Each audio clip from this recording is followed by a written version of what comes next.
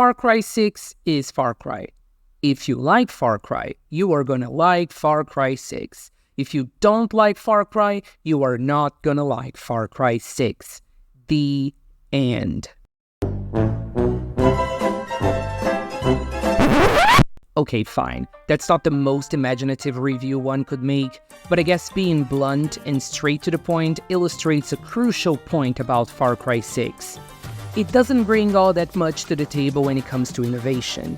It's literally the same formula we have seen time and time again. So it kind of surprises me when I saw some different YouTube reviewers defending that this game was horrible or amazing when compared to what came before. Because really, Far Cry 6 is the same shit we have previously seen 1,000 times from Ubi. Say what you will about New Dawn, that one at least justified the hate, as it really introduced some baffling changes, such as horrible leveling mechanics and a rehashed map. But 6? How do you even objectively compare a game like this to the others? A game that doesn't add anything significant to what was there before. Is this better than 5 or 4?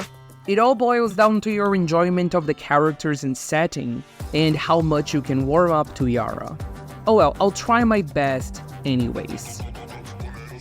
Before I begin dissecting Far Cry 6, make sure to follow the channel and also leave a like. That will really help my craft videos reach more people. And if you want to make me even happier, why not leave a comment as well? Okay, thanks, let's go! I personally like Far Cry. It is always refreshing to me to see a title that knows how to tell an open-ended narrative that's appropriate for an exploration-driven open-world game. Every Far Cry boils down to unwilling protagonist X somehow murders whole nation Y to stop psychotic dictator Z. And that's fine. Like I said in a previous rambling on this channel, that totally works for Far Cry, because I play this thing to witness the kind of insane shit you're watching as I speak.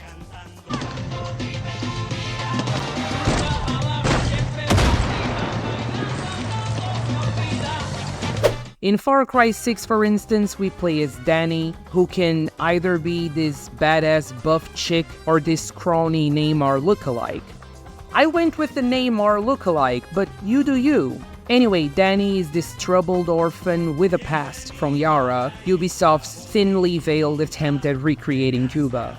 Sometimes it's not veiled at all.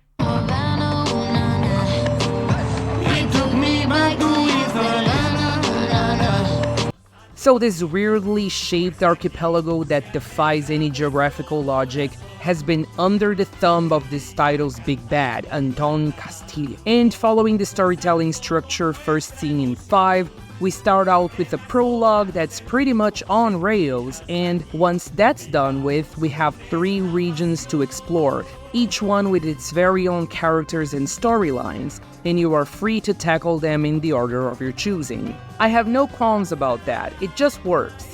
Luckily, in this one we get some more variety with the storylines for each region, because in 5 they were all too predictable and similar to one another.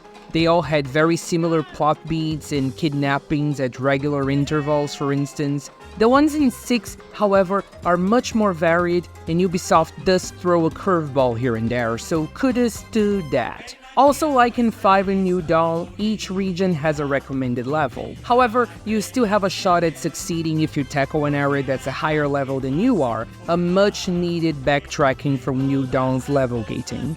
I thought it was pretty funny how Ubisoft already made that crystal clear in the tutorial area of the game.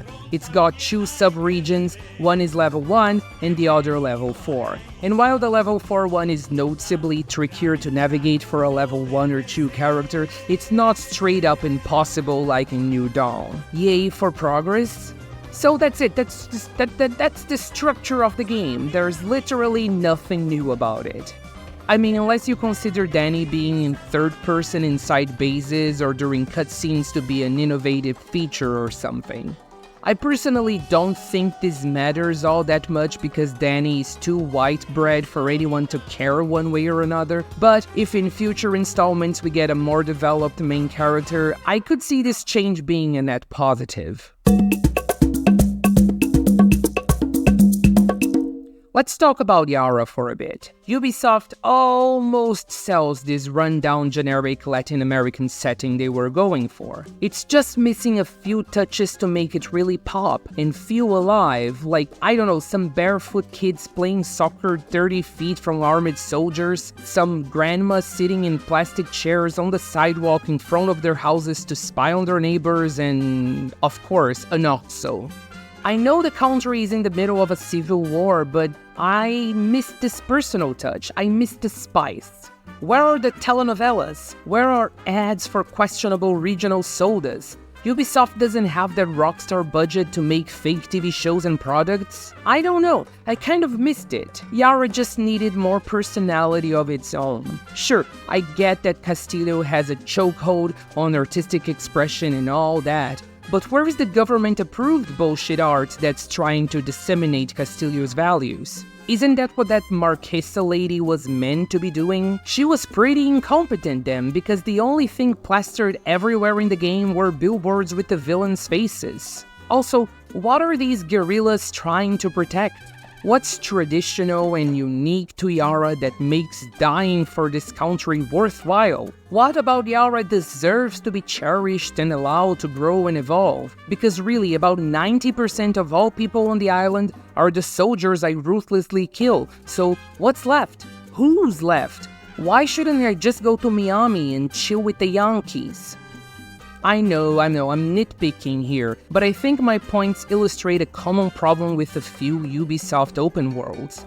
They are serviceable, the bones are there, but there really isn't enough effort or time, don't at me fanboys, to make these spaces feel alive and memorable. It's a pity. And I won't lie, the same can be said about the characters populating this world.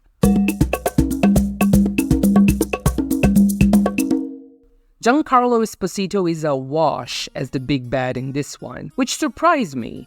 He's much less prominent than Voss, Pagan, and Joseph Seed in the previous titles. What's up with that? Was Esposito working at premium rates and Ubisoft didn't want to pay up? Or is he in the game just as much as every other baddie before him, but because this thing has a much bigger map, his presence got diluted somehow? I really don't know.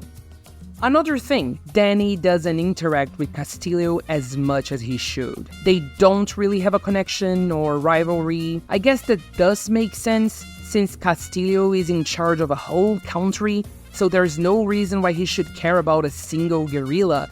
He's much more worried about Libertad as a whole. But that's a key Far Cry element that I think was missing. Danny does interact a lot with Castillo's son, so can we say they were interacting by proxy? I don't know, man. The kid also has a lot of screen time with Castillo himself, which suggests he's going to play a huge role in the confrontation between Danny and Castillo, but minor spoilers here, that doesn't pay off as well as it could. What the hell, Ubi? You had one job. Speaking of the kid, what's up with his voice? He's meant to be like 13 or 14, and he has this consistently deep voice. I don't get it. What's your name? Danny, and you? You know who I am. You're here to kill my father. Last I checked, you were trying to get the fuck away from your papa. I shouldn't have done that. I'm in my 30s and my voice still cracks like I'm in my teenage growth spurt. That's ridiculous. I'm triggered, Yubi. Anyway, the other characters are all bland and all fit into maybe 2 or 3 molds, with slight variations for good measure. There are a bunch of chatty old men talking about past glories, quippy 20-something idiots who vary in how insufferable they are, and maybe 5 or 6 different strong, confident young women, and they are all the same. However, this one is well-off and well-spoken. This one used to be the student council president. This one is actually pretty badass. And this one is dead 5 minutes in. The only characters I felt were a bit more nuanced were the Montero patriarch, that hippie old lady, and Paulo and Talia, who were actually annoying as but in their own way, so I can appreciate that. All in all, I didn't really connect with a single one of these characters in a meaningful way. But I didn't really care. Ubisoft knows what's up. And after the whopping success of Boomer as a companion in Far Cry 5, not only is he back, but we also get a bunch of mascots known as amigos in this one. We get a crocodile wearing a jacket, this insane-looking rooster who's actually got a great storyline, and the cutest, most adorable mascot in the history of the universe, this wiener dog. Look at him in his little wheelchair. I love Chorizo with all my heart, and even though I couldn't care less about Danny and Yara, when some fuckers stake him down, all I want is revenge. Seriously, Far Cry 6 was about Danny murdering the whole of Yara because Giancarlo Esposito kidnapped Chorizo. I would have been even more compelled to beat this fucking game. I would have gone full-on Schwarzenegger in Commando. And yes, I'm exaggerating here, sorta. The characters aren't that bad, and the character design really worked and helped give each guerrilla and villain a distinct look that complemented their personality nicely. But yeah, we get serviceable characters populating a serviceable world in a game with serviceable gameplay, which reminds me I haven't touched on the serviceable gameplay yet.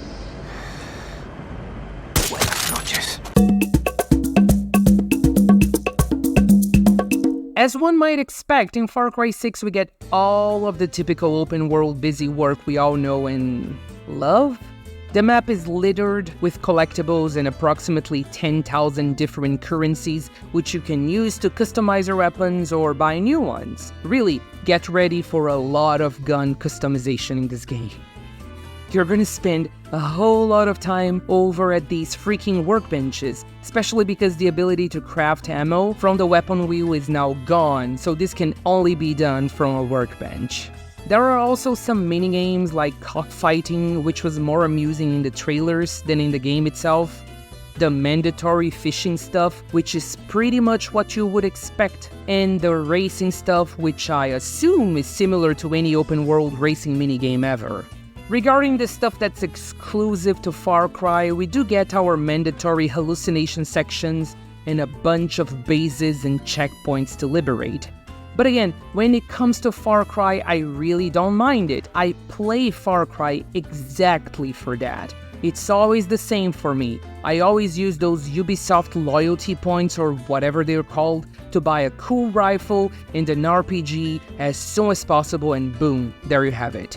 I'll use both of these for the rest of the game, trying to go about it as stealthily as possible with the rifle, and when things go south, it's RPG time. Don't you dare, Laura. Ubisoft even helped out with the mayhem this time around by the way of Supremos, which are these ultimate moves that Danny can use to either deal high damage of a specific type to multiple enemies, or even to induce buffs to Danny. Getting different Supremos can be annoying after a while since the currency needed, depleted uranium, is a bit scarce, but still, Supremos were a welcome addition.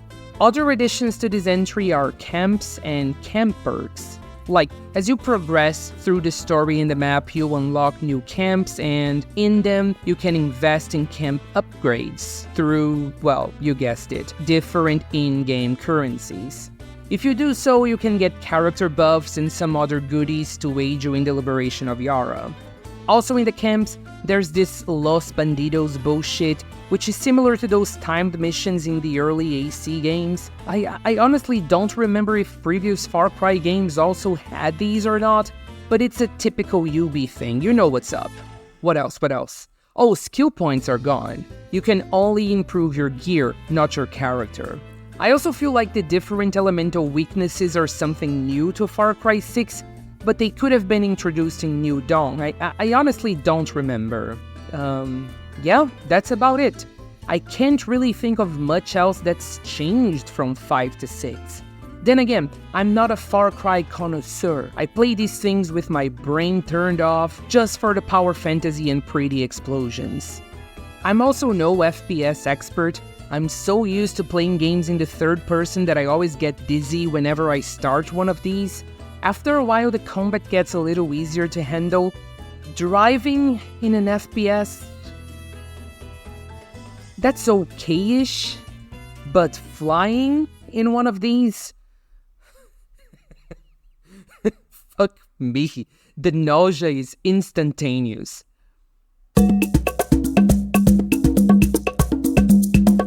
The DLC ads in this game were pretty hilarious. There's nothing else on the TV in this fucking game, just ads for the DLC. I didn't play any of them, but should I? I thought the ones in 5 were pretty weak, so I don't really know. Tell me in the comments. Missions are now given in the menus instead of cutscenes, which is a choice. I don't know exactly how I feel about it, but I got used to it after a while. People approaching me in the open world to share intel that reveals locations in the maps will never get old. It's such a simple thing, but it really adds to the immersion. Also, kudos to Ubi for the Hidden Miami ending. That's the one I got at first, and I appreciate its inclusions for the lulz. I thought combat was pretty hard at first, but as you progress through the story, it gets much easier to navigate the world without dying, even though the region levels are constantly updated whenever you wrap up a story arc. I don't know if that's intentional or if I just got good with time, but I seriously doubt it. I suck at this kind of game. I honestly don't even know if I'm playing at 30 FPS or 60 or whatever. I don't care.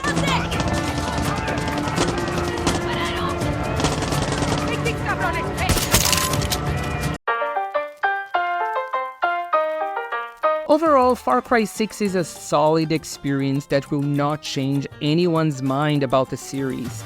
The die-hard fans might have strong opinions regarding the minor changes implemented in this title, but for casuals like me, Far Cry 6 feels like just another Far Cry. And I had to think really hard to even notice the gameplay changes between 5 and 6. So yeah, this isn't a bad game at all. In fact, I really enjoyed it. I just think that more care should have been given to world building, and I also think we really should have spent more time with Castillo. With a few small tweaks, Far Cry 6 could have been really special. Without these, it's one of the Far Cries of all time. Oh, who am I kidding? Chorizo makes it all worthwhile. Best Far Cry ever, look at him. And that's it, there you have it. What are your takes on Far Cry 6? Tell me in the comments below. It makes my day when I get to interact with you guys. Oh, and make sure to check my Assassin's Creed retrospective ranking if you haven't. The algorithm totally buried that one. See you around YouTube, folks. Oh, where was Despacito on the radio, Ubi? I waited for that one to pop up all game long and it never happened. Worst Far Cry ever, I swear.